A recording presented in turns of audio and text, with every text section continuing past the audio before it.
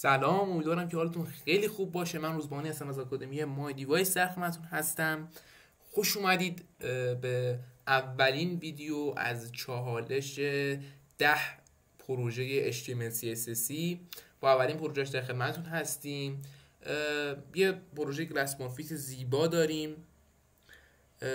شماتیکش رو که دارید مشاهده میکنید. برای گرفتن سورسش، حالا چه سورس HTML CSS که در واقع حالا توی این پروژه که ما عکس یا بک‌گراند خاصی نداریم، ولی در پروژه آینده که خواهیم داشت برای گرفتن اونا به کانال روبیکای ما که آدرسش رو این توی زیر ویدیو براتون میذارم مراجعه بکنید. برای گرفتن فونت و سورس HTML CSS و در واقع حالا اگه تو پروژه بعدی عکسی بود چیزی بود مراجعه بکنید به اون کانال.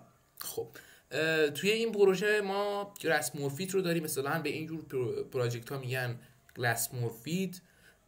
توی بیشترشون این شکل هایی که دارید مشاهده میکنید ثابت هستن، ولی ما اینجا با دست به خلاقیت زدیم و در واقع حالا با انیمیشنی که بهشون دادیم توی صفحه متحرک هستن.